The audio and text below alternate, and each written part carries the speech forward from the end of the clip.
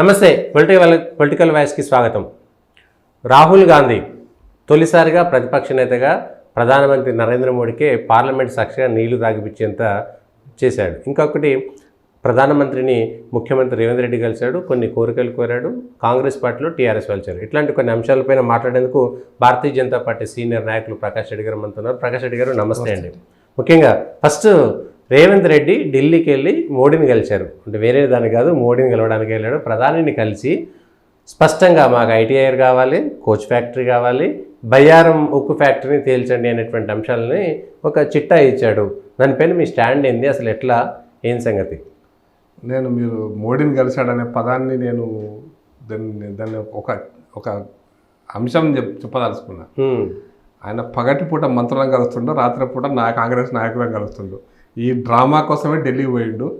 బహానా బయటికి అంటే మీడియాకు చూపించడం కోసం, తెలంగాణ ప్రజలకు చూపించడం కోసం, తెలంగాణ అభివృద్ధి కోసం నేను మోడీని కలుస్తున్నా, తెలంగాణ తేవడం కోసం, దాని నిధులు తేవడం కోసం మంత్రులను కలుస్తున్నా, ఢిల్లీకి పోతున్నా. తప్పేంది? కాంగ్రెస్కు అంటే ఎన్నికలు అయిపోయినాయి, ముఖ్యమంత్రి ప్రధానమంత్రి కలుస్తుండాలి. ఇది పచ్చి డ్రామా. ఆయన పోతున్నది రాజకీయంగా కాంగ్రెస్ పార్టీ ఏఐసిసి వాళ్ళ కాలు మొక్కడానికా, ఏడు మొక్కడానికా, లేకపోతే వాళ్ళు మచ్చిక చేసుకోవడానికా? ఇక నేను పదాలు ఉపయోగించుకోవాలి, అది వాళ్ళే అర్థం చేసుకుంటారు, అర్థం చేసుకోవాలి. ఈ డ్రామా కోసం పోతున్నాడు. ఈ డ్రామాలో ఒక బహానా ఏంటంటే, నేను పోయి కలిసిన మంత్రులని చెప్పుకోవడం కోసం ఒక పెద్ద హై డ్రామా. అది అర్థమైనప్పుడు ప్రజలకు అర్థమవుతుంది, అర్థమయ్యే సమయం కూడా వస్తుంది. ఇంకా తొందరగా అర్థం కావాల్సిన అవసరం కూడా లేదు, అర్థమయ్యే రోజు అర్థమవుతుంది. ఇంకా చాలా రోజులు ఉంది ఆయన విషయాలు పూర్తిగా అర్థం కావడం కోసం అని. అందుకోసం చెప్తాను, నిన్న ఢిల్లీకి పోవడం అనేటువంటిది, మంత్రులను కలవడం అనేటిది ఒక బహానా.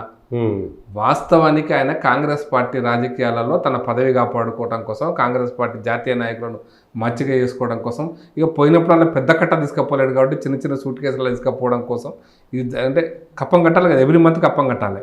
ఆ కప్పం కట్టడం కోసమే పోతాడు ఆయన.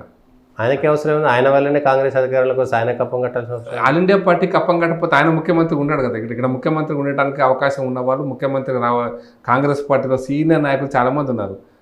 ఆ నాయకులను కాదని నీకు ఇచ్చారంటేనే ఎవరు ఎక్కువ అర్రాజు పెట్టిండ్రు, ఎవరు ఎక్కువ ఇస్తే వాళ్ళకి ఇచ్చిండ్రు, ఎవరు ఎక్కువ అర్రాజు పాట పడితే వాళ్ళకి ఇచ్చారు. మరి అర్రాజు చేసిన వాళ్ళు కట్టాలి కదా ఎవ్రీ మంత్. నీకు అంతే, టోల్ ట్యాక్స్ మనం కడతాం కదా ఎవ్రీ మంత్, గవర్నమెంట్కి ఇంత కట్టాలన్నట్టుగా ఎవరు ఎక్కువ పాట పడితే వాళ్ళకి ఇచ్చినట్టుగా నీకు ఇచ్చారని నేను అనుకుంటున్నా. లేకపోతే ఇన్నిసార్లు ముఖ్యమంత్రి ప్రధానమంత్రిని కలవాల్సిన అవసరం లేదు. ప్లస్ కలవాలి ఖచ్చితంగా. ఒక పాలసీ మ్యాటర్ అన్నప్పుడు పాలసీ మ్యాటర్ డిసిషన్ తీసుకోవడం కోసం కలవాలి. రిమైనింగ్ ఇష్యూస్ అన్నీ కూడా, తర్వాత ఇష్యూస్ అన్నీ కూడా కాయిదాలు కనపడతాయి, కాయిదాలే చెప్తాయి కదా. కాయిదాల మీద నువ్వు నోటు పంపిస్తావు, దానికి మినిస్ట్రీ లెవెల్లో ఒకసారి పాలసీ డెసిషన్ ప్రధానమంత్రి ముఖ్యమంత్రి గారు ఒక నిర్ణయం తీసుకుంటే ఆ నిర్ణయం అమలు చేయాల్సింది కింద స్థాయి అధికారులు. వాళ్ళ దగ్గర నువ్వు అధికారులను పంపించుకోవచ్చు, నీ అధికారులతో పని చేయించుకోవచ్చు. మాటికి మంత్రులను కలిసి ఈ రోడ్డు ఆ రోడ్డు అవసరం లేదు. నువ్వు రోడ్డు వేసే విషయంలో నోటు పంపిస్తే రోడ్డు అయిపోతుంది. నీకు ఇన్నిసార్లు కలుస్తున్నట్టే దాని వెనకాల ఏదో ఉంది. నేను అనుకుంటున్నా, నేను ఊహిస్తున్నా, నేను అనుకుంటున్నా, నాకు నమ్మకంగా ఈ కాంగ్రెస్ పార్టీ నాయకులతో మచ్చి చేసుకోవడం కోసం సోనియా గాంధీతో, రాహుల్ గాంధీతో ఎవరితో చేసుకోవాలనుకుంటున్నా నాకు తెలియదు. కానీ వాళ్ళ అంతర్గత వ్యవహారాలు ఎవరితో చేసుకుంటే ఏమవుతుందో నాకు తెలియదు. బట్ రాజకీయ ఎజెండా మెయిన్ ఉంది. రాత్రిపూట అంతా, పగటిపూట అంతా సమయం ఉంది కాబట్టి మంత్రులను కలుస్తుండే నేను అనుకుంటున్నాను. ఓకే. కానీ బయ్యారం మళ్ళీ గుర్తు చేశారు, విభజన హామీలు చట్టాలకు సంబంధించి బయ్యారంలో ఒక ఫ్యాక్టరీ, ఐటీఐఆర్ను రిమైన్ చేయడం కోసము, కోచ్ ఫ్యాక్టరీ ఇవ్వడం కోసం 3 అంశాలు బాగా హైలైట్ అయినాయి. నేను రేవంత్ రెడ్డి గారిని మరి అప్పుడు ఏ పార్టీలో ఉండో నాకు తెలియదు, నేను సూటిగా చెప్తున్నా, ఏ పార్టీ ఉండో నాకు తెలియదు. కానీ ముందు ఆయన అప్పుడు చదువుకోకపోతే అప్పుడు ఇంకో పార్టీలో ఉండి రాష్ట్ర విభజనకే ఇంట్రెస్ట్ లేదనుకున్నట్టుంటుంది. అంటే ఆ పార్టీకి ఇంట్రెస్ట్ లేకుండే ఆయన ఉన్న పార్టీలో, అప్పుడున్న పార్టీలో, ఆ పార్టీలో ఉన్నవాడు కాబట్టి చదువుకోలేదు. ఎందుకు అవసరం లేదు, చదువుకోలేదు. ముందు విభజన చట్టంలోని అంశాలను చదువుకోమని రిక్వెస్ట్ చేస్తున్నారు రేవంత్ రెడ్డి గారు. దాంట్లో ఆయన లేవనెత్తిన అంశాలు Bayyaram steel factory. Bayyaram steel ఫ్యాక్టరీలో జయరాం రమేష్ రాసిండు, కేసీఆర్ చూసిండు, భారత పార్లమెంట్ ఆమోదించిన విభజన చట్టం. రాసిన పదం ఏంటంటే, మరి ఆయన ఇప్పుడు తెలుసుకోవాలని చెప్తున్నా, నా ద్వారా నేను కూడా చెప్తున్నా. ఒకసారి రేవంత్ రెడ్డి గారు మీరు చూడండి, అది government of India will examine the feasibility of establishing steel factory at Bayyaram. We will examine the feasibility అంటే మరి వాళ్ళ అధికారులు చెప్తారు కదా, అదే పరిశీలించడం కోసం పరిశీలిస్తాము అనేది మాత్రం చెప్పారు, పెడతామని ఎక్కడ చెప్పలే కదా.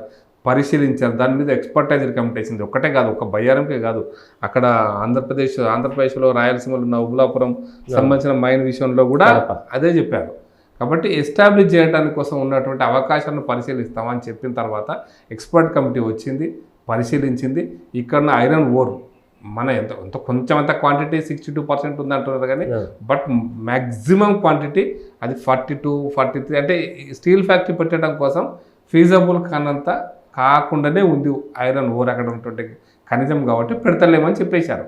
అది అయిపోయింది, అది ముగిసిన అధ్యాయం. ఇంకా దాని గురించి చర్చించడం కూడా క్వాలిటీ లేనిది, క్వాలిటీ అంటే సరిపోదు. ఈ స్టీల్ ఫ్యాక్టరీ పెట్టి దాని ద్వారా ఆ ఓర్లోంచి ఆ ఖనిజంలోంచి ఉక్కు తీస్తే అది ఇప్పుడున్న రేటుకు వయబుల్ కాదు. దానివల్ల ఆ ఫ్యాక్టరీ నష్టపోతుంది తప్ప లాభం లేదు అనేటువంటిది వచ్చినటువంటి కంక్లూజన్, అది వచ్చినటువంటి సారాంశం అది. దాని తర్వాత అది 2018లో ముగిసిన అధ్యాయం, 2019 కూడా కాదు, 2018 చివరి దశలో అప్పుడున్న కేసీఆర్ ప్రభుత్వం, టీఆర్ఎస్ ప్రభుత్వము, కేటీఆర్ గారు కూడా మేమే స్వయంగా బయ్యారంలో స్టీల్ ఫ్యాక్టరీ పెడతామని వాళ్ళే చెప్పినారు. దానికోసం కూడా ఇక్కడ రాష్ట్ర ప్రభుత్వం కూడా ఎక్స్పర్టైజ్ కమిటీ చేసింది. దాని మీద 3 మీటింగ్స్ కూడా జరిగినాయి, రివ్యూ మీటింగ్ కూడా జరిగినాయి. ఆ తర్వాత తెలంగాణ రాష్ట్ర ప్రభుత్వం చెప్పలేదు, కానీ వాళ్ళు కూడా అది ఫీజబుల్ కాదని క్లోజ్ చేసినారు అప్పుడు తెలంగాణ ప్రభుత్వం. ఇంకా మళ్ళీ బయ్యారం స్టీల్ ఫ్యాక్టరీ నుంచి మాట్లాడమంటే ఇది దొంగ నాటకం అని నా అభిప్రాయము. ఇదంటే కేంద్ర ప్రభుత్వాన్ని మళ్ళీ ఒక కాల్చి పడేసేస్తే ఇంకా ఏం కాదు అంటే, ఎందుకంటే పెట్రోల్ పోసి తగలబెడితేనే ఒక ఇష్యూ ఉండే. ఇప్పుడు పెట్రోల్ పోయడానికి అది చేత కాదు ఆయనకు, కానీ ఇప్పుడు కాగితం కాదు మీద పడేస్తాం, కాగితం ఇట్లా తీసి అవతల పడేస్తే పోయగలిగే శక్తి మోడీ ప్రభుత్వానికి ఉంది. కాబట్టి ఈయన ఏం చేయలేడు. Bayyaram steel factory is close issue. కాబట్టి నువ్వు దాని గురించి రేవంత్ రెడ్డి గారు మాట్లాడుతుంటే దాని వెనకాల రాజకీయ దురుద్దేశం తప్ప నిజంగా తెలంగాణ ప్రజల కోసం ఏదో చేద్దామనేటువంటి అంశం అయితే లేదని నా అభిప్రాయం. కోచ్ ఫ్యాక్టరీ కూడా చెప్తా. కోచ్ ఫ్యాక్టరీ విషయంలో కూడా రాసింది ఇదే, we will examine the feasibility of coach factory అని రాశారు. నేను అడుగుతున్నా, అప్పుడు నాకు ఇప్పుడు చాలా మంది ఇప్పుడు ఎంపీలు గెలిచారు కాంగ్రెస్ పార్టీలో, వాళ్ళందరూ ఒకప్పుడు రాజస్థాన్లో కూడా మంత్రులే, వాళ్ళందరూ కూడా అప్పుడు మంత్రులు రైల్వే మినిస్టర్ వాళ్ళంతా ఉన్నారు. అప్పుడు 2013లో మన్మోహన్ సింగ్ ప్రధానమంత్రిగా ఉన్నప్పుడే ఒక ప్రశ్నకు అప్పుడు నా ఎంపీల తెలంగాణ ఎంపీలు అడిగిన ఒక ప్రశ్నకు సమాధానంగా, ఈ దేశంలో ఇండిపెండెన్స్ వచ్చినప్పుడు, స్వతంత్రం వచ్చినప్పటి నుంచి ఎన్ని కోచ్ ఫ్యాక్టరీలు ఉన్నాయి, ఇప్పుడు ఈ దేశంలో ఎన్ని కోచ్లు అవసరము, ఈ పాత కోచ్ ఈ కోచ్లు ఇప్పుడు ఎంత ప్రొడక్షన్ కెపాసిటీ ఉంది, installed production capacity of all the coach factories, అన్ని కోచ్ ఫ్యాక్టరీలు కలిపినటువంటి ఉత్పత్తి సామర్థ్యానికంటే చాలా చాలా చాలా తక్కువ రిక్వైర్మెంట్ మనకు ఉంది ఇప్పుడు దేశంలో కోచ్ ఫ్యాక్టరీ. కాబట్టి ఈ ఉత్పత్తి ఉన్న కంపెనీలనే ఉపయోగించుకోలేనప్పుడు కొత్త కంపెనీలు ఎన్నికలు వస్తాయనేటువంటిది ఈరోజు చర్చ. కాబట్టి అప్పుడే సమాధానం చెప్పారు, కోచ్ ఫ్యాక్టరీలు కొత్తగా అదనంగా అవసరం లేదు అని 2013లో అప్పటి కాంగ్రెస్ రైల్వే మంత్రి చెప్పిండు పార్లమెంట్లో. నేను రేవంత్ రెడ్డి గారు ఎంపీ కూడా పనిచేసిండు. మరి ఒక్కసారి నువ్వు పార్లమెంట్కి పోతే నీకు ఆన్సర్ ఆ రోజు డేటు నేను కావాలంటే నేను ఇస్తా, డేటు సమాధానం కూడా ఉంటుంది, పార్లమెంట్లో రికార్డ్ అయి ఉంటుంది, పార్లమెంట్లో ఆడియో దొరుకుతుంది, వీడియో దొరుకుతుంది, నీకు కావాలంటే పేపర్ కూడా దొరుకుతుంది, సాఫ్ట్ కాపీ దొరుకుతుంది. కాబట్టి తెలుసుకుంటే మంచిది, తెలుసుకొని చేస్తే మంచిది. నువ్వు రాజకీయాల కోసం ఇటువంటి తప్పుడు పనులు, తప్పుడు విషయాలు మాట్లాడి అక్కడేదో మీడియా కోసం లీక్ వార్తలు ఇవ్వడం వల్ల అది నీకు ప్రయోజనం ఉండదు. ఎదుటి వ్యక్తులు మేము చెప్తాం కదా, మేము కూడా చూపిస్తాం కదా, సమాజాన్ని ప్రజలకు చూపిస్తాం కదా. అందుకోసం రాజకీయాలు తెలివిగా అనుకుంటున్నావు కానీ తెలివి తక్కువ పనులు మాత్రం చేయొద్దని చెప్పదలుచుకున్నారు. నెంబర్ 2, ఐటీఆర్ ఫ్యాక్టరీ కూడా అలా ఐటీఆర్ సంగతి చాలా స్పష్టంగా వీళ్ళ ప్రభుత్వం ఉన్నప్పుడు బెంగళూరులో కర్ణాటక ఐటీఆర్ మొత్తం 2 రాష్ట్రాలకే పర్మిషన్ ఇచ్చినటువంటి బెంగళూరు, కర్ణాటక, బెంగళూరు, హైదరాబాద్, తెలంగాణ. హైదరాబాద్ అప్పుడు తెలంగాణ కాదు, ఆంధ్రప్రదేశ్. ఈ రెండింటికి ఇచ్చినప్పుడు దాంట్లో చాలా టర్మ్స్ అండ్ కండిషన్స్ ఉన్నాయి. ఐటీఆర్ అనేది ఇంకట్లా బొంగనే అది ఒక క్లస్టర్ ఆడ ఇచ్చేస్తారని కాదు. ఐటీఆర్ అనేటువంటిది ఇక్కడెక్కడో గచ్చిబౌలి మొదలుపెట్టి, గచ్చిబౌలి కాదు, ఈవెన్ మియాపూర్ మొదలుపెట్టి అటు తుక్కుగూడ వరకు మొత్తం 2.5 లక్షల ఎకరాల భూమిలో ప్రభుత్వ భూమిని గుర్తించి అక్కడ సాఫ్ట్వేర్ కంపెనీస్ పెట్టడానికి కొంత సబ్సిడైజ్డ్ ప్రోగ్రాము లేకపోతే ఫీజిబిలిటీ ప్రోగ్రామ్, ఇన్ఫ్రాస్ట్రక్చర్ డెవలప్మెంట్. దాంట్లో కూడా టర్మ్స్ అండ్ అప్పుడు మన్మోహన్ సింగ్ ప్రభుత్వం టర్మ్స్ అండ్ కండిషన్ పెట్టింది. రేడియల్ రోడ్స్ ఇవ్వాలి, MMTS ఎక్స్టెన్షన్ చేయాలి, ఏమంటారు మెట్రో పెట్టాలి, చాలా రేడియల్ రోడ్స్ విషయంలో చాలా దానికి కూడా 4,500 కోట్ల రూపాయలు అప్పుడే ఖర్చు అవుతాయి. ఇవన్నీ కూడా అప్పటి కాంగ్రెస్ ప్రభుత్వం, మన్మోహన్ సింగ్ ప్రభుత్వం అప్పుడున్నటువంటి కాంగ్రెస్ ప్రభుత్వానికే చెప్పింది. నువ్వు ఒక్క పని చేయలే, నువ్వు ఒక్క రేడియల్ రోడ్డుకి అసలు శంకుస్థాపన చేయలే, ఐటీఆర్ ఉండాలంటే ఉంటుంది ఎక్కడన్నా. This is 1. రెండో పాయింట్ ఏంటంటే కర్ణాటక కూడా, బెంగళూరు కూడా ఐటీఆర్ ఇచ్చింది. అప్పుడున్న కాంగ్రెస్ ప్రభుత్వం కూడా చూసింది అది. వాళ్ళు ప్రయత్నం చేశారు. ఇంకోటి ఇక్కడ తెలంగాణ విషయంలో, హైదరాబాద్ విషయంలో ఇంకొక ప్రాబ్లం కూడా చెప్తా. ఐటీఆర్ 2013లో ఫైనల్ శాంక్షన్ అయినప్పటికీ కూడా కిరణ్ కుమార్ రెడ్డి ముఖ్యమంత్రిగా ఉన్నప్పుడు హైదరాబాదు HMDA మాస్టర్ ప్లాన్లో అంటే మాస్టర్ ప్లాన్ ప్రకారం వీళ్ళు ఐటీఆర్ను భూములు గుర్తించారు. మాస్టర్ ప్లాన్లో తప్పు తడకలు ఉన్నాయి. ఏ నెంబర్ సర్వే నెంబర్ అయితే మాస్టర్ ప్లాన్లో కన్జర్వేటివ్ జోన్ ఉందో అది రెసిడెన్షియల్ జోన్ ఉంది. రెసిడెన్షియల్ జోన్ ఉన్న దగ్గర ప్రభుత్వ భూమి ఉంది, ప్రభుత్వ భూమి ఉన్న చెరువు ఉంది. కాబట్టి మొత్తం ఇది గజిబిజి అయిపోయి ఆ మొత్తం మాస్టర్ ప్లానే గజిబిజిగా తప్పులు తడక ఉంది. దీన్ని సరి చేస్తారని చెప్పి కేటీఆర్ గారు ముఖ్యమంత్రి కాగానే చెప్పిండు. సరి చేయడానికి 10 ఏళ్ళు గడిచిపోయింది, ఆయన సరి చేయలేదు, ఏం చేయలేదు. ఆ మాస్టర్ ప్లాన్ పడిపోయింది. ఎందుకు అంటే అది ఒక ఏమంటారు బాతుగుడ్డు. అంటే మాస్టర్ ప్లాన్ పేరు మీద కేసీఆర్ గారు 5200 ఫైల్స్ క్లియర్ చేసిండు. బంగారు బాతుగుడ్డు లాగా. ఎందుకు క్లియర్ చేసిండంటే అది కన్జర్వేటివ్ జోన్ ఉంది కాబట్టి అదే ల్యాండ్లో లేఅవుట్ చేయాలంటే నాకు లంచం ఎక్కువ కావాలి. లంచం ఎక్కువ అయితే కన్జర్వేటివ్ జోన్ కూడా రెసిడెన్షియల్ జోన్ అయిపోయింది, ఇచ్చేసారు. అన్నీ అయిపోయింది. అట్లా బంగారు బాతుగుడ్డు ఎందుకు చంపుకుంటారు? ఎందుకు మాస్టర్ ప్లాన్ కొత్తగా మళ్ళీ రెక్టిఫై చేస్తాడు? రెక్టిఫై చేయకుండానే ల్యాండ్స్ను మన రియల్ ఎస్టేట్ రెక్టిఫికేషన్ బాగా చేసిండు. అది ఎందుకోసం బంగారు బాతుగుడ్డు కాబట్టి. అందుకోసమనే కేటీఆర్ చేసిన తప్పుతోటి ఐటీఆర్ జరిగింది. ఇది దాని వెనకాల పూర్వరంగం ఇది. కేంద్ర ప్రభుత్వం కర్ణాటకలో కూడా ప్రయత్నం చేస్తే కర్ణాటక వాళ్ళకి 2 సంవత్సరాల సమయం ఇచ్చింది రేడియల్ రోడ్లు ఇవ్వడానికి, సేమ్ కండిషన్స్.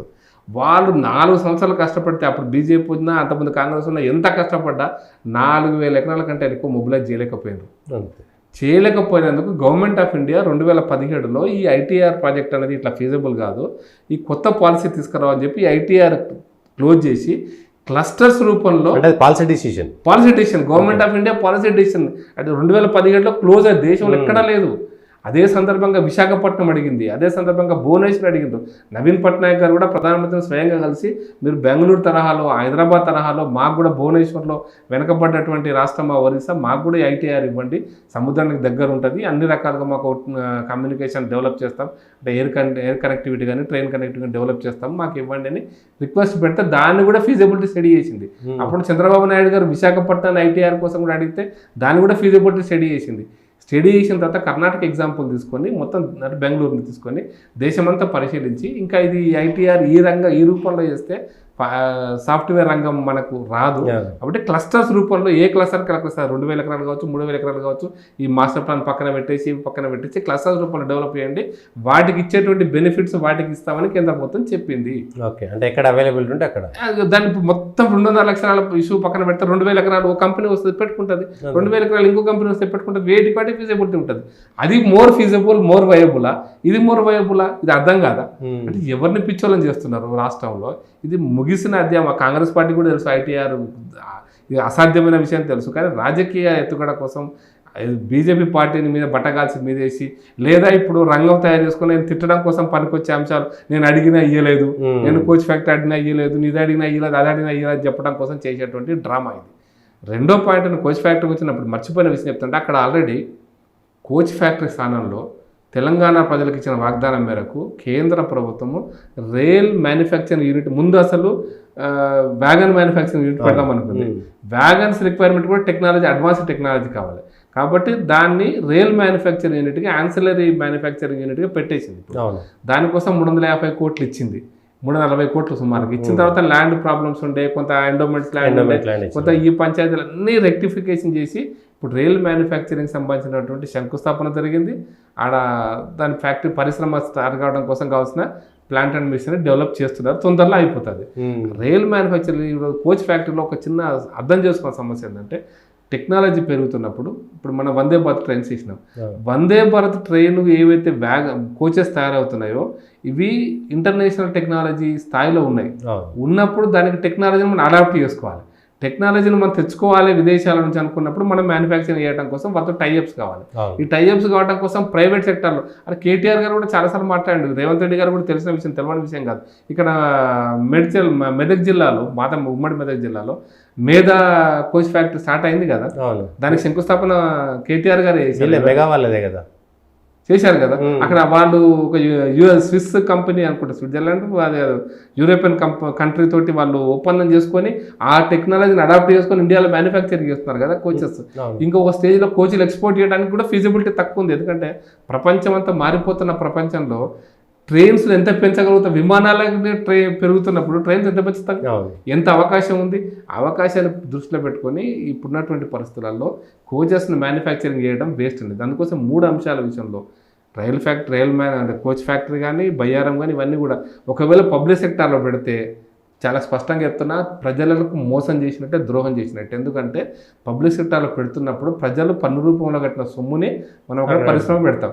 పరిశ్రమ పెట్టి పరిశ్రమ నడవకపోతే ఎవరికి నష్టపోయినట్టు? ప్రజలే నష్టపోయి. ఈ మాత్రం కనీస పరిజ్ఞానం లేకుండా ఇష్టం వచ్చినట్టు మాట్లాడితే ఒక ప్రజలకు అర్థం చేయించడం కోసం మేము ఉన్నాం, చేపిస్తాం పక్క, దీనివల్ల లాభం నష్టం ప్రజలకు అర్థమైన రోజున వీళ్ళని దీంతో కొడతారు దాంతో కొడతారు. నేను చెప్పాను నమ్ముతారు మీరు చెప్పేది ప్రజలు, అర్థమవుతుంది కదా. ఈరోజు ఎమోషన్స్ తెలంగాణ విషయం అర్థం కాలే, కేసీఆర్ చెప్పింది ఇప్పుడు అర్థమైంది కదా. అర్థమైన కేసీఆర్కి ఏం గుణపడడం వచ్చింది అర్థమైంది కదా. అట్లాగే కాంగ్రెస్ పార్టీ కూడా వస్తుంది. తప్పులు చేయకండి. మీరు నిజమైన ప్రజల కోసం కావాల్సిన అంశాల విషయంలో మోడీ గారిని కలవండి, మంత్రులను కలవండి. ఎస్, దాని విషయంలో మేము నెగిటివ్ చెప్తలేను, స్వాగతిస్తాం. కలిసి తెలంగాణ కోసం రావాల్సిన అంశాల విషయంలో తీసుకురండి. తెలంగాణ కోసం కావాల్సిన అంశాల విషయంలో ఇన్నోవేటివ్ ఇంకా ఆలోచన చేయండి. మీ ఎంపీలు కూడా కలిసిపోతారు ఆ విషయంలో. తప్పు, ఇన్నోవేటివ్ ఆలోచన చేయండి. ఇంకా తెలంగాణ నిరుద్యోగ సమస్య తెలంగాణలో ఉందనుకుందాం. ఈ రకంగా హైదరాబాద్లో ఎక్కువ మంది ఇంజనీరింగ్ గ్రాడ్యుయేట్స్ ఉంటున్నారు. వీళ్ళకి కావాల్సిన ఉపాధి కల్పించడం కోసం ఏ టెక్నాలజీ, ఏ ఇండస్ట్రీ రావాలో ఆలోచన చేయండి. ఒకవేళ ఇంటర్నేషనల్ లెవెల్లో ఆ కంపెనీ వస్తే మంచిది, లేకపోతే మనం ఏ విధంగా దాన్ని ఇంప్రూవ్ చేసుకుంటాం ఆలోచన చేయండి. తప్పేం లేదు. ఇన్నోవేటివ్గా, క్రియేటివ్గా దేశం గురించి ఆలోచిస్తామంటే తప్పేం లేదు. కానీ నువ్వు ఏదో అయిపోయినటువంటి 1947 ముచ్చట్టు ఇప్పుడు మాట్లాడితే అది రాజకీయ దురుద్దేశం తప్ప నిజంగా తెలంగాణ ప్రజల కోసం మేలు కోసం కాదని మాత్రం చెప్పదలుచు. కేసీఆర్ గుణపాఠం అనేటువంటి ఒక మాట చెప్పారు. ఇప్పుడు కాంగ్రెస్ వాళ్ళు టీఆర్ఎస్లో వేరేప్పుడు ఇప్పుడు టీఆర్ఎస్ వాళ్ళు కాంగ్రెస్లో పోతారు. ఎవరికి గుణపాఠం దాన్ని బీజేపీ ఎట్లా చూస్తుంది? ఎమ్మెల్సీలు 6 ఒకేసారి అమావాస్య రోజు అర్ధరాత్రి 1 గంటకు కాంగ్రెస్ పార్టీలో చేరిపోయారు ఎమ్మెల్యే 6. మీరు అర్ధరాత్రి అమావాస్య తెలుగు నవలల్లో చాలా బాగుంటుంది. నవలలు చదువుతున్నప్పుడు అర్ధరాత్రి అమావాస్య అదేమంటారు తులసి నవల అట్లాంటివి ఉంటాయి కదా. తులసి దళం లాగా ఎండమూరి వీరేంద్ర నవల టైప్లో తులసి దళం, తులసి అట్లాంటివి రాసి ఉంటే చాలా బేతాళ కథలు, బేతాళ స్టోరీలు ఉంటాయి. ఇవన్నీ ఆ టైపు పద్ధతి కాదు. కానీ సెంటిమెంట్ ఉంటే సెంటిమెంట్ కూడా కొన్ని హద్దులు ఉంటాయి, అది వేరే విషయము. సెంటిమెంట్ కూడా కొన్ని హద్దులు ఉంటాయి, దానికి కొన్ని మార్గాలు కూడా ఉంటాయి బయటపడడానికి. మరి అర్ధరాత్రి 12 గంటలకు చేర్చుకోవాల్సిన అవసరం కూడా లేదు నిజం చెప్పాలంటే. ఆషాఢ మాసం, శ్రావణ మాసం, అమాస తెల్లారి ఇవి కూడా ఇవన్నీ కూడా నేనైతే నేను హిందువుని, రాహుల్ గాంధీ హిందువుని కాదు. నేను భారతీయ సనాతన భారతీయ జీవన విలువలు, తాత్విక చింతన గురించి అర్థం చేసుకుంటాను. అమావాస్య, అర్ధరాత్రులు ఇవన్నీ అంటే అమావాస్యలు ఇవన్నీ పెద్ద ఇష్యూస్ కాదు. ఆషాఢ అట్లా చెప్పాను కానీ బట్ 6 ఒకేసారి చేరడం, ఆషాఢ మాసం కూడా ఇష్యూ కాదు. అందుకోసం చెప్తాను, అది చెప్పడం కోసం చెప్తాను. ఆషాఢ మాసం కూడా ఇష్యూ కాదు, రేపు కూడా జైలు కావచ్చు. ఆషాఢ మాసం అనేది నీకు ఆషాఢ మాసం, ఉత్తర భారతదేశంలో ఇంకోటి. కాబట్టి విశ్వాసాలను నమ్మకుండా ఎవరిని పడతాను విమర్శించేటువంటి పరిస్థితి రాహుల్ గాంధీ చేసిన అది వేరే అంశం, దాన్ని మాట్లాడదాం. కానీ నేనేమంటానంటే ఇవంతా కూడా ఈ పని అంతా కూడా గతంలో టీఆర్ఎస్ పార్టీ చేసింది. ఇష్టం వచ్చినట్టు ఇప్పటికి మనం చెప్తున్నా కూడా మీలాంటి జర్నలిస్టులు కూడా ఎప్పటికప్పుడు విమర్శిస్తున్నా, మీ బైట్స్ ద్వారా, మీ యూట్యూబ్ల ద్వారా, మీ యొక్క సోషల్ మీడియా ప్లాట్ఫామ్స్ మీద మీరు విమర్శిస్తున్నా అర్థం చేసుకోలేదు టీఆర్ఎస్ పార్టీ. ఏంటంటే శాశ్వతంగా మేమే అధికారంలో ఉంటాము అనేటువంటి అహంకారం ఒకటి ఖచ్చితంగా ఏ పార్టీ నుండి దిగజారుస్తుంది, ఏ పార్టీకైనా ఇబ్బందులు పడుతుంది. కేసీఆర్ గారు కూడా అట్లాగే అనుకున్నారు, శాశ్వతంగా నేను అధికారంలో ఉంటా ఏమైతే జగన్మోహన్ రెడ్డి కూడా అట్లే అనుకున్నట్టు ప్రాబ్లం. అందుకోసం ఈ రకమైనటువంటి యాటిట్యూడ్ మంచి కదా. ప్రజాస్వామ్యంలో ఏమైనా జరగవచ్చు, దేనికైనా సిద్ధంగా ఉండాలి. బీజేపీ మోడీ కూడా అట్లే అనుకుంటున్నారు, అట్లే అనుకుంటాం. ఏ రకం దేనికైనా సిద్ధంగా ఉండాలి. అందుకోసం మోడీ గారు చాలాసార్లు చెప్పాడు, అరే ముझे कुछ नहीं होगा भाई, मैं हिमालय जाऊंगा, अगर मैं बिस्तर लेके जाऊंगा, कुछ नहीं लेके जाऊंगा, प्रधानमंत्री कार्यालय से बिस्तर लेके जाऊंगा बाहर అన్నాడు. అంతే. దానికి పొలిటికల్ పార్టీలో, ప్రజాస్వామ్యంలో ప్రజల యొక్క ఆకాంక్ష నెరవేర్చేంత వరకు కొన్నిసార్లు కొన్ని సిచ్యువేషన్స్ కూడా మన ఫేవర్ చేయకపోవచ్చు. యుద్ధంలో ప్రతిసారి మనమే గెలుస్తాం అనుకుంటే, యుద్ధం అంటే ఇప్పుడు వెనకటి కత్తి యుద్ధం కాదు, ప్రజాస్వామ్య యుద్ధంలో మనమే గెలుస్తాం అనుకుంటే అది పొరపాటు, అది మనకు అహంకారమే అవుతుంది. ఎవ్రీ టైం మనమే రైట్ అనుకుంటే కూడా అహంకారం అవుతుంది. రైట్ రాంగ్ యొక్క విచక్షణ పక్కన పెడితే సనాతన భారతీయ ధర్మశాస్త్రంలో భగవద్గీత చెప్పింది అదే, నీకు మంచిగా అనిపించిన పని చేస్తూ నువ్వు మానసికంగా తప్పు అనుకొని ఇన్నర్ కాన్షియస్లో తప్పు అని తెలిసినా ఈ తప్పుడు పని చేయకు, ఖచ్చితంగా నీకు న్యాయమే జరుగుతుంది, ధర్మమే గెలుస్తుంది. ఇది భారతీయ భగవద్గీతలో చెప్పిండు. సద్గురు కూడా ఈ మధ్యలో ఒకసారి 2 సార్లు ఆ విషయాన్ని ఉల్లేఖించిండు. ఎందుకు చెప్తున్నా అంటే నీకు రైట్, నేనే రైట్ అనేటువంటి కూడా తప్పు, నేను ఎవ్రీ టైం రాంగ్ అనేది కూడా మన ఇన్ఫీరియారిటీ కాంప్లెక్స్. మనకు మంచిగా ఆలోచిద్దాం, స్పష్టమైన నిర్ణయం తీసుకుందాం, కరెక్ట్ అయితే కరెక్ట్ అవుతుంది, కొన్నిసార్లు తప్పు కూడా జరగవచ్చు. అండ్ ఎవ్రీ టైం మనం మానవులమే, దేవదూతలం కాదు, ఆకాశంలో పడలే. కాబట్టి మనుషులే తప్పు చేస్తారు, తప్పు జరుగుతుంది కొన్నిసార్లు, సిచ్యువేషన్స్ మనం ఒకసారి ఆపిస్తుంది. కానీ కేసీఆర్ తెలిసి ఉద్దేశపూర్వకంగా కాంగ్రెస్ పార్టీని ఎండగట్టేస్తానుకోను చేసినాడు. కాంగ్రెస్ పార్టీని సిద్ధాంతపరంగా ఎండగట్టాలి తప్ప సిద్ధాంతపరంగా భూస్థాపితం చేయాలి. నేను మళ్ళీ కూడా చెప్తాను, మోడీ గారు కాంగ్రెస్ పార్టీని కాంగ్రెస్ ముక్త భారత్ అని అంటే కాంగ్రెస్ ముక్త అంటే ఆడ రాహుల్ గాంధీ ముక్త భారత్ అది కాదు. సోనియా గాంధీ వ్యక్తిగతంగా మనకేం వాళ్ళ పంచాయతీ లేదు. రాహుల్ గాంధీతో మనకి పాలవులు కాదు, పగవులు కాదు, భూమి పంచాయతీలో గట్టి పంచాయతీ లేదు. మనకు సైద్ధాంతికమైనటువంటి అంశాల విషయంలో దేశానికి ఉపయోగపడదు అనేటువంటి చాలా స్పష్టం. కాబట్టి సైద్ధాంతికంగా కేసీఆర్ గారు కాంగ్రెస్ పార్టీని భూస్థాపితం చేసి సంతోషపడుతుంటుంది. ఇక్కడ సిద్ధాంతమే తప్పనేది మనకు ఇప్పుడు కూడా చెప్తున్నా. కాంగ్రెస్ సిద్ధాంతం ఈ దేశ రాజకీయాల్లో భూస్థాపితం అయితేనే దేశానికి కొన్ని సమస్యలకు పరిష్కారం దొరుకుతాయి దేశంలో అనేది నా అభిప్రాయం కూడా. వ్యక్తుల విషయంలో రేవంత్ రెడ్డి గారు కాంగ్రెస్లో ఉన్న వ్యక్తిగా రేవంత్ రెడ్డిని గౌరవిస్తా, వ్యక్తిగా ఆయన మంచిగా ఉండాలి, ఆరోగ్యంగా ఉండాలని కోరుకుంటా. ఆయన సిద్ధాంతం మాత్రం భూస్థాపితం ఇప్పుడు పాటిస్తున్న సిద్ధాంతం వాళ్ళు నువ్వు ఇంకో రకంగా అర్థం చేసుకోలేదు. భూస్థాపితం కావాలని కోరుకుంటాను నేను, అంతవరకే నా పరిమితం. అయితే బీఆర్ఎస్ కూడా ఆ పొరపాటు చేసింది. ఆ పొరపాటు ఎప్పటికీ శాశ్వతంగా ఉంటామనేటువంటి ఆ దీంట్లోనే చేసిన పొరపాటు, అహంకారం. ఇక మొదటిసారి గెలవంగానే అప్పుడున్నటువంటి వాళ్ళని చేర్చుకున్న వాళ్ళందరూ గెలవంగానే ఇక నీకు మళ్ళాసారి గెలుస్తాను, 103 సీట్లు గెలుస్తాను అనుకున్నారు. ప్రజలు విధానపరమైన అంశాల మీద ఓట్లు వేసే తప్ప నీ దగ్గర 103 ఉన్నారు కాబట్టి ఓట్లు వేయలేదు నీకు. కాబట్టి అర్థం చేసుకోవాల్సిన పరిస్థితి. ఇప్పుడు కాంగ్రెస్ పార్టీ కూడా అదే పని చేస్తుంది. వాళ్ళు మేనిఫెస్టోలో చెప్పారు, వాళ్ళ మేనిఫెస్టోలో మళ్ళీ క్లారిటీ చెప్తున్నా, వాళ్ళ మేనిఫెస్టోలో వాళ్ళు చెప్పినటువంటి రాహుల్ గాంధీ యొక్క అది న్యాయలో కూడా ఆ జోడో యాత్ర అది ఇచ్చారు కదా బుక్ ఒకటి, అవును, న్యాయ సంహిత ఏదో పెట్టారు. దాంట్లో కూడా చెప్పారు పార్టీ మారే వ్యక్తి అయినా గ్రూప్ అయినా సరే 2/3 1/3 పక్కన పెడితే రాజీనామా చేసి మా పార్టీలకు రావాలి, దానికోసం మేము చేస్తాం, చట్టం చేస్తామని డిక్లరేషన్ చేశారు. నేనంటే దాన్ని 3 నెలలు కాలే తుంగలో దొక్కి పడేసారు. అప్పుడే 3 నెలలు కాలేదు. అధికారంలోకి వచ్చిన రాకపోతే నైతికత ఏంది? నువ్వు దాన్ని సిద్ధపడ్డప్పుడు రాజీనామా చేసి నీ పార్టీలో పిలుచుకోవచ్చు, ఎవరేమన్నారు. పార్టీ మారడం విషయంలో భిన్నాభిప్రాయాలు ఉంటే నేను పార్టీ మారుతానన్నా మారడానికి నాకు స్వేచ్ఛ ఉంది, రాజ్యాంగం నాకు కల్పించిన స్వేచ్ఛ. అయితే నేను మారుతున్నప్పుడు నాకు ఏ పార్టీ ద్వారా అయితే నేను ఒక ప్రాతినిధ్యం వహిస్తున్నానో, ఎమ్మెల్యేనా ఎంపీ గెలిచానో చట్టసభకు, దానికి రాజీనామా చేసి నా అభిప్రాయం మార్చుకోవచ్చు. ఆ పార్టీ మంచి లేకపోతే ఇంకో పార్టీకి పోవచ్చు. అది వ్యక్తిగతమైన స్వేచ్ఛ. ఆ డైనమిజం వ్యక్తి లోపల ఉండాలి కూడా. మంచి చెడులు విత్ ఇన్ ద పార్టీ కూడా విశ్లేషణ చేసుకుంటూ సంస్కరించే ప్రయత్నం చేసుకోవాలి, కరెక్షన్ చేసే ప్రయత్నం చేసుకోవాలి. ఆ పార్టీ బీజేపీలో అన్ని మంచి జరుగుతున్నాయని కాదు, తప్పు జరుగుతున్న డైనమిక్గా ఎక్కడైనా తప్పు జరిగినా దాన్ని కరెక్షన్ చేసుకునే మెకానిజం నేను ఉండాలని కోరుకుంటా కూడా. మరీ చేయలేని పరిస్థితి నేను కూడా మారాలనుకుంటా, సహజమైనటువంటి.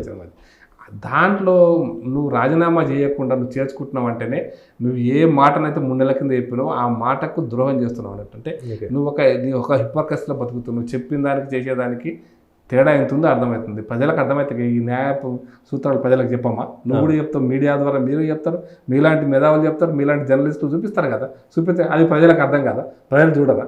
ప్రజలు మీ వాయిస్ ఒక 1000 మంది చూస్తే ఆ 1000 మంది దగ్గర ఆగదా వాయిస్, అర్థం చేసుకోవాలి. అది 10,000 మందికి చెప్తారు. నేను మీ ఛానల్ చూసినాక ఈ ఛానల్లో ఇట్లా వచ్చింది బాబు నేను ఇంకో 10 మందికి చెప్తా, నేను ఆగదు అక్కడ. అందుకోసం మీ ఛానల్ చూసే 1000 మందే చూస్తున్నారంటే తక్కువ అంచనా కూడా వేయొద్దు.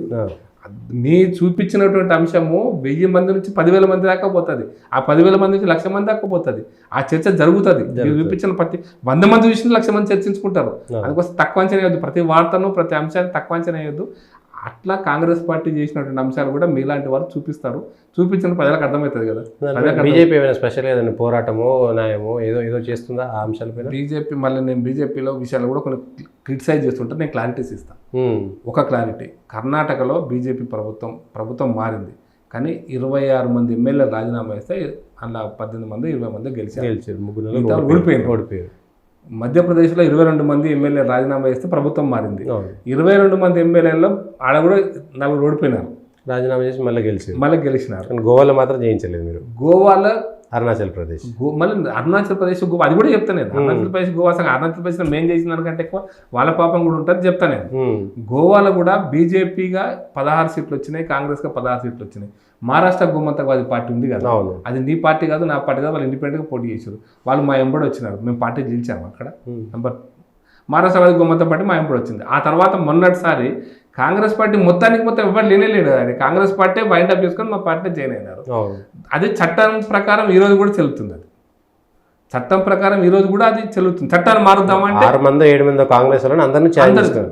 అది చట్టం ప్రకారం ఈ రోజు కూడా మొత్తం పార్టీ ఎల్పీ పార్టీ అంటే లెజిస్లేచర్ పార్టీ విలీనం అయితే చట్టం ప్రకారం ఇది రాజ్యాంగం ప్రకారం. కేసీఆర్ కూడా అదే చేసిండు, ఇప్పుడు వీళ్ళు కూడా అదే చేస్తారు. నేను కేసీఆర్ అదే చేసిండు, చెయ్యలేదు అంటున్నా. ఈ రోజున ఎంతమంది మారినారు పార్టీ? 6 మారినారు ఇప్పటికి ఎమ్మెల్యే. ఇప్పుడు అవును, మొదటి వ్యక్తికి బీఫామ్ ఇచ్చావు కాంగ్రెస్ పార్టీ నుంచి. అవును, అంటే ఒక్కడు మారినా 6 మారినట్ట.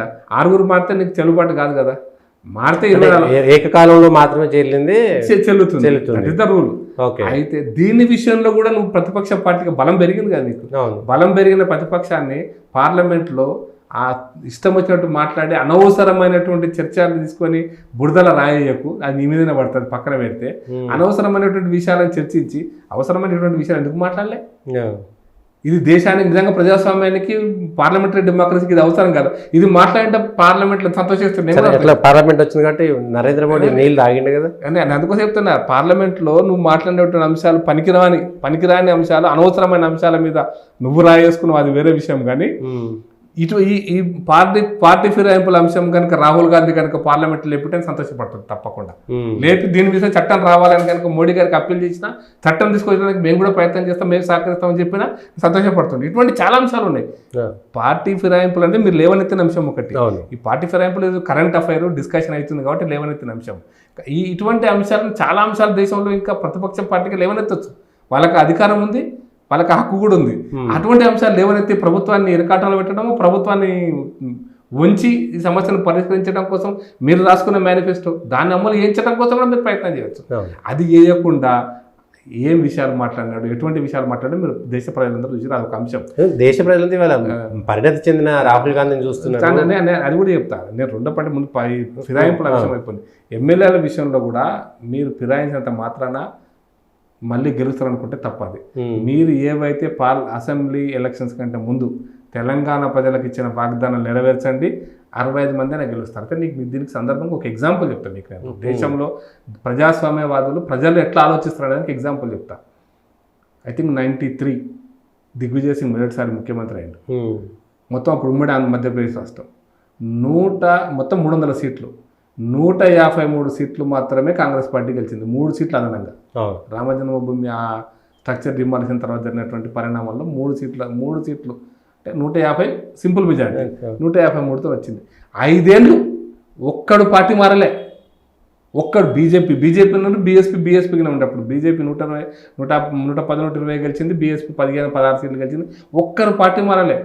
మళ్ళీ దిగ్విజయ్ సింగ్ అధికారంలోకి వచ్చింది 153 మందితోటి. మళ్ళీ 5 ఏళ్ళు అధికారం నడిచింది, మళ్ళీ ఇంకోసారి గెలిచిండు.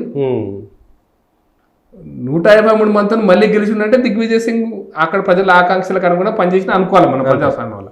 గెలిచింది కాబట్టి ఆయన హీరో అంతేగా. ఛత్తీస్గఢ్లో 90 స్థానాలు ఉండే. రమన్ సింగ్ 3 సార్లు 46 సీట్లతో ఒకసారి, 49 సీట్లతో ఒకసారి, 3 సార్లు గెలిచిండు. 60 సీట్లు గెలిచినప్పుడే బీజేపీ ఓడిపోయింది. నేను ఎందుకు చెప్తున్నా అంటే బీజేపీ గుజరాత్లో కూడా 99 సీట్లు గెలిచింది ఒక స్టేజ్లో. తర్వాత బీజేపీ మళ్ళీ పుంజుకుంది. అట్లా అంతకుముందు ఎందుకు ఇంకా కరెక్ట్ చెప్పాలంటే రాజస్థాన్లో బైరెన్ సింగ్ 2 సార్లు మైనార్టీ ప్రభుత్వమే. ఆడ నిజం చెప్పాలంటే 90 సీట్లు రావాలి, 89 వచ్చిన ఇంకో ఇండిపెండెంట్ 15 మంది సపోర్ట్ చేస్తే మధ్యప్రదేశ్ 2 సార్లు 5 సంవత్సరాలు పూర్తి చేసిండు.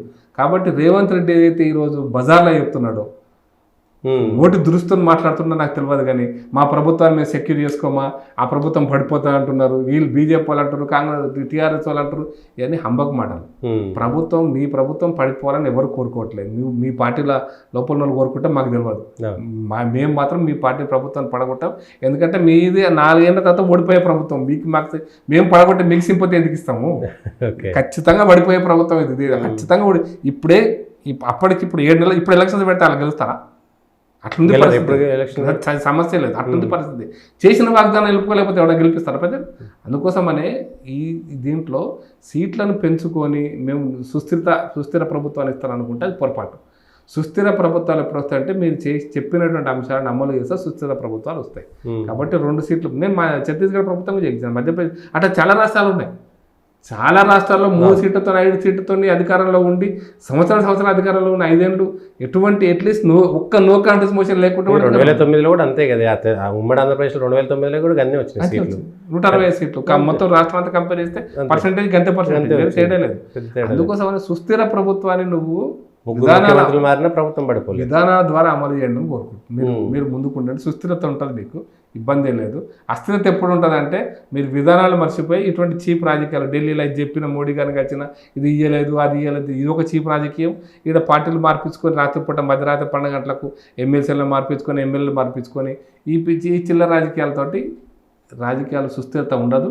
మీరు అస్థిరత వైపు మీరు మార్గం ఆ దారిలో పోతున్నారని నేను అనుకుంటున్నాను. మీ అస్థిరతను మీరే తయారు చేసుకుంటారని నేను అనుకుంటున్నాను. చెప్తే వినకపోతే ఆ మార్గంలో పోతే అది కొండ వస్తారా, నువ్వు పోలేవంటే అట్లే పోతాను ఇష్టం అంటే పోను. మరి దానికి మనం ఏం చేయలేం. ఇప్పటికైనా రేవంత్ రెడ్డి గారు నిజమైన ప్రజాస్వామ్యవాది కనుక అయితే మీరు ఈ విషయాలన్నీ బంద్ చేసేయండి. మీరు ఇచ్చిన వాగ్దానాలు టీఆర్ఎస్ ప్రభుత్వంలో బీఆర్ఎస్ పాలనలో తెలంగాణ రాష్ట్రంలో చాలా ఆర్థికంగా బాగా ఇబ్బందులు ఉన్నాయి, దివాలా తీసింది.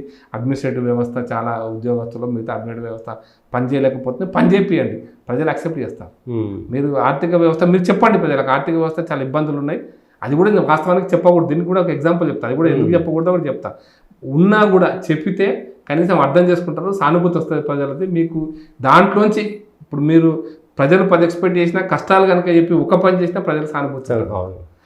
మీరు అంతా ఇట్లా ఉందని చెప్పి తప్పించుకునే ప్రయత్నం చేస్తే ప్రజలు దాన్ని సహకరించారు, ప్రజలు దాన్ని సానుభూతితో చూడరు, మీది ఇష్యూ అయిపోతుంది. ఈ సందర్భంగా నేను రేవంత్ రెడ్డికి చేసిన తప్పు కూడా చెప్తాను. మోడీ గారు 2014 అధికారంలోకి వచ్చిన తర్వాత ఇంటర్నల్ మీటింగ్ జరిగిన విషయం చెప్తా. అప్పటికే ఆయిల్ కంపెనీస్కు 2.5 లక్షల కోట్ల రూపాయలు అప్పు చేసి పెట్టారు.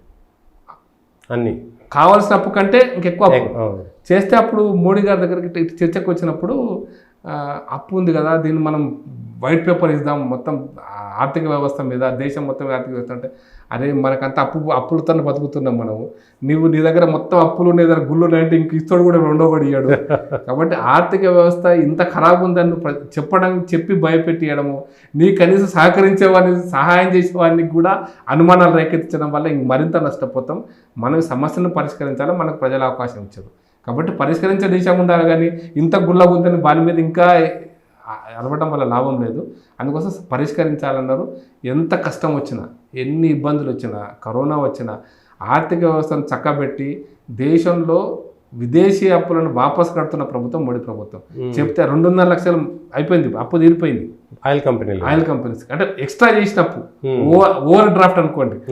నీకు హక్కు 50 లక్షల కోట్ల రూపాయలు వాడుకునే హక్కు ఆయిల్ కంపెనీస్కు బ్యాంకు ద్వారా అప్పు ఉన్నటువంటి లిమిట్ కాకుండా దాటినటువంటి ఎక్స్ట్రా అప్పులను కూడా తీర్చేసి ఈ రోజున ఆయిల్ కంపెనీస్ హెల్దీగా ఉన్నాయి, ఆరోగ్యకరంగా ఉన్నాయి, వాళ్ళు పెట్టుబడులు పెడుతున్నారు. ఈ రోజున విదేశాలలో శక్తి మేరకు మాత్రమే అప్పులు చేశారు. శక్తి మేర అంటే విదేశీ అప్పులు పెట్టడం కోసం, ఇన్వెస్ట్మెంట్స్ కోసం అప్పులు చేస్తున్నారు. పెట్టుబడులు 10,000 మన మార్జిన్ మనీ పెట్టుకుంటే 10,000 కోట్లు, మనం పెట్టుకుంటే 30,000 కోట్లు బ్యాంకులు ఇస్తాయి కదా, అది పెట్టుబడి. అది దానికోసం అప్పులు చేస్తూనే ఉన్నారు, పెట్టుబడులు పెడుతున్నారు. బట్ ఏదైతే ఓవర్ అండ్ అబోవ్ వాళ్ళు ఆ రోజు రేట్లను తగ్గించి ఎలక్షన్ల కోసమని ఓట్ల కోసం రేట్లు తగ్గించి ఆయిల్ కంపెనీస్ నష్టం చేసినటువంటి పరిస్థితి నుంచి ఆయిల్ కంపెనీస్ అన్నింటినీ గట్టెక్కించారు మోడీ గారు. అయితే అప్పుడు ఎక్కడ కూడా ఆయిల్ కంపెనీస్ దివాలా తీసినని చెప్పలే. రాష్ట్ర ప్రభుత్వం దివాలా తీసింది మాటికి చెప్పి అప్పిస్తోని కూడా ఇవ్వకుండా చేయకపోతే ఎవరు గట్టిగా చెప్పదలుచుకోండి. అదొకటి. రాహుల్ గాంధీ మీరు అర్థం చేసుకోండి, దివాలా తీసిన ఎవరు అప్పుడు ఇయ్యారు, అయిపోయి దివాలా తీసినాక ఎవరు నమ్ముతారు, అయిపోయింది. అందుకోసం అర్థం చేసుకోరు రేవంత్ రెడ్డి గారు. మరి ఆయనకి ఎవరు గైడ్ చేస్తున్నారో నాకు తెలియదు, కానీ నిజమైన తెలంగాణ ప్రజల దృష్టిలో పెట్టుకొని, తెలంగాణ అభివృద్ధి దృష్టిలో పెట్టుకుంటే ఇటువంటి తప్పుడు ప్రచారాన్ని బయట వేసి తప్పించుకునే ప్రయత్నం చేస్తున్నాడు. రెండు ఉంటాయి, ఒకటేమో తెలియక చేసి ఉండొచ్చు, ఒకటేమో ఉద్దేశపూర్వకంగా తప్పించుకోనికి చేయాల్సిన అవసరం లేదనుకుంటే ఇంకేమైనా పనులు చేయొచ్చు, అది చేస్తుండేమో నాకు అనుమానం. రాహుల్ గాంధీ పార్లమెంట్ సెషన్లో దడదడలాడించి మోడీకి 3 చెర్ల నీళ్ళు తాగిపించాడు అనేటువంటిది ప్రజల అభిప్రాయం, నిజమా కాదా? భారతదేశ ప్రజలందరూ చూసారు. నేను వాళ్ళు ఏం చూసారో కానీ నాకు క్రిటిసిజం చెప్తా. వరుసగా రాహుల్ గాంధీ గారు మాట్లాడిన ప్రతి అంశాన్ని మనం చర్చించుకోవచ్చు కూడా. ఒక్కొక్క అంశాన్ని మీరు గంట కూడా చర్చించుకోవచ్చు, ఏం మాట్లాడండి, ఎట్లా మాట్లాడండి అనే విషయం. నేను నా తీవ్ర అభ్యంతరం ఒక్క విషయం అయితే ముందు అది చెప్తాను. ఫస్ట్ జో లోగ్ పదం ఉపయోగించారు, జో లోగ్ హమ్ హిందూ కహతే హై, ఓ पैदा अस्थिरता पैदा करते हैं और ये करते हैं वो करते हैं, असत्य ఆక్రోష్ ఇట్లాంటి పదాలు పడినాడు. దానికి మోడీ గారు మంచి సమాధానం చెప్పిండు. వివేకానందుడు అమెరికాలో కూడా నేను హిందువుగా గర్వపడుతున్నా, నా హిందూ సనాతన ధర్మం ఇటువంటిది అని ప్రజల ముందు చెప్పిండు. అయితే వివేకానందుడు కూడా ఇటువంటి అసత్యాన్ని, ఇటువంటి ఆక్రోశాన్ని, ఇటువంటి విద్వేషాన్ని ప్రచారం చేసిన మీరు అంటారా?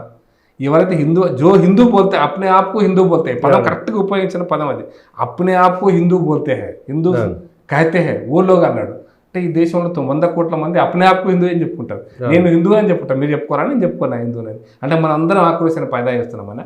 నేను కూడా హిందువులే అన్నాడు. అని హిందూ అయితే నువ్వు కావద్దని నేను ఎవరన్నారు? నువ్వు హిందూ కాదు, హిందూ కాకూడదని ఎవరు అనలేదు. హిందూ సమాజంలో నువ్వు కావచ్చు, హిందూ అని చెప్పుకుంటే గర్వపడు, మాకేం అభ్యంతరం లేదు. కానీ హిందువులందరూ కూడా తీవ్రవాదులు అనే పదాన్ని అంతకుముందే నేను ఇంకొక పాయింట్ చెప్తా. అదే సందర్భంగా ఓవైసీ కూడా మాట్లాడాడు ఒక ఇంటర్వ్యూలో, ఒక కథంలో కూడా. పహలా గాంధీజీ को कौन हत्या करा वो हिंदू है, इंदिरा गांधी को कौन हत्या करा वो सिख है, कोई मुस्लिम हत्या करा. ఇది ఆయన మాట్లాడినటువంటి భాష. మీరు దానికి దీనికి కనెక్ట్ అవుతుందా? అవుతుంది. మరి భాష ఏంది? ఓవైసీ భాష నువ్వు మాట్లాడుతున్నావు, ఓవైసీ రాసిస్తా నువ్వు మాట్లాడుతున్నావు రాహుల్ గాంధీ. ఇది నేను చాలా తీవ్ర అభ్యంతరం. ఓవైసీ మాట్లాడిన ఇదే భాష మాట్లాడాడు కదా. గాంధీకు కోన హత్య కరే, ముస్లిం కరే హిందూ కరే అన్నాడు. అంటే దాని అర్థమైంది నువ్వు ఏది అంటే రెండింటిని కనెక్ట్ చేస్తే వచ్చేటువంటి రిజల్ట్ ఏంది? మంట.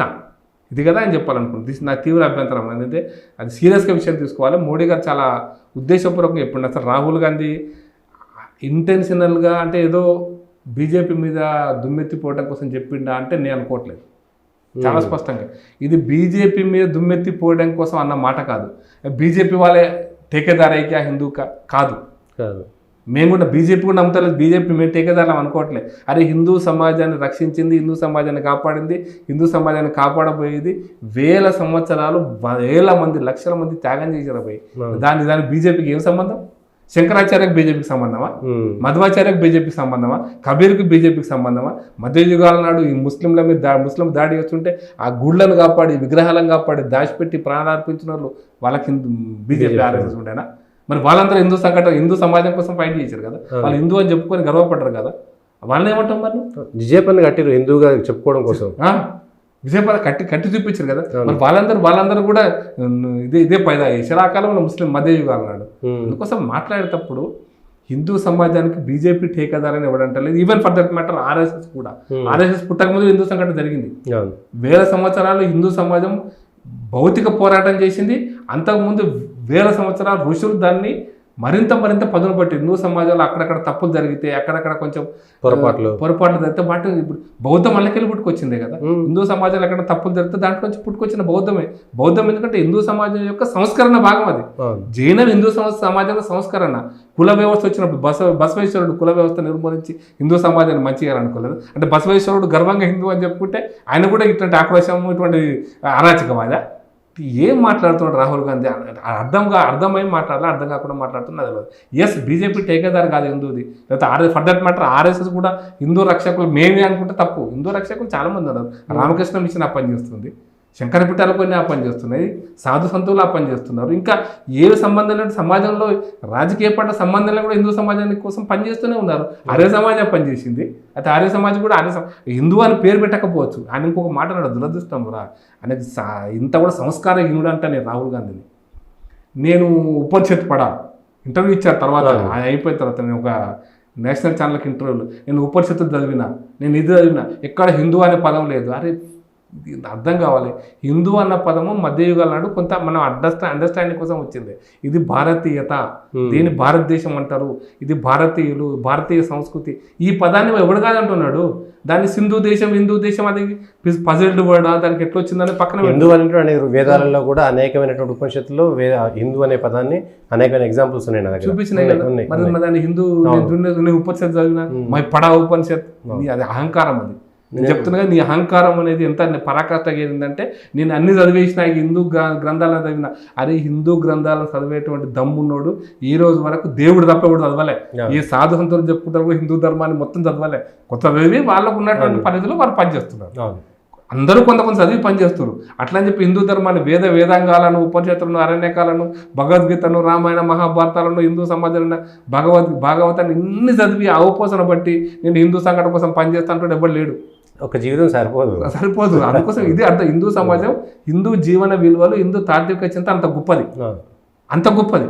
అంత గొప్ప సాంస్కృతిక చింతనను నేను చదివినా ఎక్కడ లేదు అని అహంకారం. ఆ అహంకారం నరాల్లో ఉంది ఒక పాయింట్ అయితే. రెండోది ఏంటంటే రాహుల్ గాంధీ ప్రకటన నేను ఇంకో రకంగా చూస్తాను. ఇది విదేశీ శక్తుల యొక్క ఉద్దేశపూర్వకమైన హిందూ సమాజం మీద జరుగుతున్న దాడిగా నేను చూస్తాను. అది రాహుల్ గాంధీ మీద విదేశీ శక్తుల ప్రభావం ఉంటుందా? ఖచ్చితంగా. నేను అందుకోసమే కదా నేను కలిపింది. ఇప్పుడు వాళ్ళ కుటుంబాలు ఈ దేశం కోసం త్యాగాలు చేసినటువంటి కుటుంబం. శ్యామప్రసాద్ ముఖర్జీ మొదటి త్యాగం చేసిన వాడు ఉన్నాడు, లాలా లజపతి రాయ్ త్యాగం చేసిండు. చాలా మంది అంటే త్యాగం కాంగ్రెస్ పార్టీ ఒక ప్లాట్ఫామ్ మీద త్యాగం చేసి ఇప్పుడు కేసీఆర్ చెప్పుకున్నట్టే ఉంటుంది, తెలంగాణ తెచ్చింది నేనే అన్నాడు. చాలా మంది త్యాగం చేసిన వాళ్ళు ఉన్నారు. ఝాన్సీబాయి త్యాగం చేసింటే 1857 ఎవరు త్యాగం చేస్తారు? నువ్వు చెప్పినావా? అప్పుడు కాంగ్రెస్ పార్టీ చెప్పిందా? ఎవరు చెప్పిండా త్యాగం చేయమని? ఏమైనా ఎవరు చేసారు? ఎందుకు చేసింది? అంతకంటే ముందు వీరపాండే కట్టబొమ్మని త్యాగం చేయమని ఎవరు చెప్పిండా? అల్లూరు సీతారామ చచ్చిపోమని చెప్పి ఎవరు చెప్పిండా? ఏ అంటే నువ్వు టేకేదారవా ఏమన్నా? స్వతంత్ర ఈ దేశ స్వతంత్ర పోరాటానికి టేకేదారవా ఏమన్నా? అల్లూరు సీతారామరాజు మన తెలంగాణ గడ్డ మీద, మా ఆంధ్రప్రదేశ్ తెలుగు గడ్డ మీద పుట్టింది కదా. అల్లూరు సీతారామరాజుకి ఎవరు చెప్పారు త్యాగం చేయమని? ఎవరు చెప్తే త్యాగం చేసిండా? నీ కాంగ్రెస్ పార్టీ ఉద్భూత త్యాగం చేసిండు ఆయన. ఏం మాట్లాడుతున్నారు? వాళ్ళంతా త్యాగ పురుషులు కాదు, మీరే త్యాగ పురుషులు. మరి శ్యామప్రసాద్ ముఖర్జీ ఈ దేశ భౌగోళికమైన రక్షణ కోసం త్యాగం చేసింది, చచ్చిపోయింది కదా. మరి దాన్ని ఏమంటావు? చంపేశారు. చంపేశారు ఏ పరమైన అంతే కదా. అందుకోసమనే నేను అర్థం చేసుకోవాల్సి అంటే, అచ్చా ఇవన్నీ పక్కన పెడితే మేము ఇప్పుడు ఇందిరాగాంధీ హత్యను బీజేపీ సమర్థించింది ఏమన్నా? బీజేపీ ఇందిరాగాంధీ చేసే అనుభూతిని ఇందిరాగాంధీ చనిపోవడం తప్పు, చంపడం తప్పు అని చెప్పింది కదా. అంతేందుకు నేను చాలా స్పష్టంగా నాకు కొంత అప్పుడప్పుడే రాజకీయ అవగాహన ఉంది. పంజాబ్లో ఖలిస్తానీ తీవ్రవాదానికి ఈరోజు మణిపూర్ గురించి మాట్లాడాడు రాహుల్ గాంధీ. బాధాకరమైన విషయం, మణిపూర్లో జరుగుతున్నటువంటి ఆ రెండు తెగల మధ్యలో జరుగుతున్నటువంటి పోరాటం అనేది ఒక అంశం. దాన్ని మంట పెట్టి దాన్ని అంటే పుండ అయింది కాబట్టి దాన్ని ఇష్టం వచ్చినట్టుగా కారం చల్లడం కరెక్ట్ కాదు.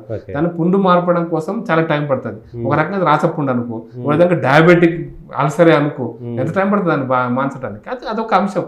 దాన్ని పరిష్కరించే బాధ దాన్ని తిట్టుకుంటా కూర్చోవాల్సిన అవసరం లేదు. మరి పంజాబ్ సమస్య ఏమైంది? ఇన్నేళ్ళు రాజుకుంది కదా. మరి అప్పుడు నువ్వేం చేసినావు? ఇందిరాగాంధీ పంజాబ్ పోయిందా? ఇందిరాగాంధీ పంజాబ్ గురించి మాట. ఖలిస్తాన్ ఉద్యమం 4 ఏళ్ళు ఎక్కడ పడితే అక్కడ బాంబు దాడులు జరిగినాయి కదా. దాన్ని ఏమంటావు? అప్పుడు మీరు అధికారంలో, ఇందిరాగాంధీ అధికారం లేదా? దాని పర్యవసానంగా ఇందిరాగాంధీ ఒక జరిగింది సంఘటన, దాన్ని ఏమంటావు? ఇప్పుడు అంత తీవ్రవాదాన్ని పెంచుతుంటే సొంత దేవాలయం మీద దాడి చేసినావు కదా. దాడి చేసినప్పుడు ఎవరిని దాడి చేసినావు అట్లా అనుకుంటే? ఆయన ప్రతిపక్షాలు అందరినీ సహకారం తీసుకున్నావు, ప్రతిపక్షాలు చర్చించినావా? ఏం చేసినావు? నువ్వు డెసిషన్ తీసుకున్నావు, దాడి చేసినావు, అది ఇష్టమే కదా. పర్యవసానం జరిగింది ఇది. బిందెండి వాళ్ళే ఆ తర్వాత ఇందిరాగాంధీ హత్య జరిగింది. తర్వాత చంపినటువంటిది కరెక్టా మరి? పోనీ ఓకే, నువ్వు చేసి తర్వాత 3000 మంది సిక్కులు ముచ్చపతకు వచ్చారు గడ్డీలో, అది కరెక్టా? అంటే నువ్వు అందుకోసం అని మాట్లాడేటప్పుడు 10-55 ఏళ్ళు దేశాన్ని పరిపాలించిన ఒక బాధ్యతాయుత రాజకీయ పార్టీ యొక్క ప్రతిపక్ష నాయకుడి నువ్వు మాట్లాడుతున్నప్పుడు గతం అంతా చూస్తారు. గతాన్ని చూసి భావి అంశాలను కూడా ఆలోచిస్తారు. నేను ఖచ్చితంగా చెప్తున్నాను, నా అభిప్రాయం స్పష్టంగా చెప్తున్నాను. పార్టీ విధానం కాకపోయి ఉండొచ్చు, పార్టీ స్పష్టత ఈ విషయంలో పార్టీ ఇంకో రకంగా ఆలోచించవచ్చు. నా వ్యక్తిగత అభిప్రాయం చెప్తున్నా. ఖచ్చితంగా హిందూ సమాజాన్ని కులాల వారీగా, ప్రాంతాల వారీగా, భాషల వారీగా, వేషం వారీగా, పండుగల వారీగా విభజించి సర్వనాశనం చేయటం కోసం రాహుల్ గాంధీ లాంటి ఎలిమెంట్స్ను ఏ విదేశీ శక్తులు ఆర్థికంగా పోషిస్తున్నాయా, ఇంకో రకంగా పోషిస్తున్నాయా, బట్ అవి చూపిస్తున్నాయి, వాటితో నడిపిస్తున్నాయి నేను నమ్ముతున్నా. పక్కా పెద్ద స్టేట్మెంట్. ఎస్, నేను నమ్ముతున్నా ఇది.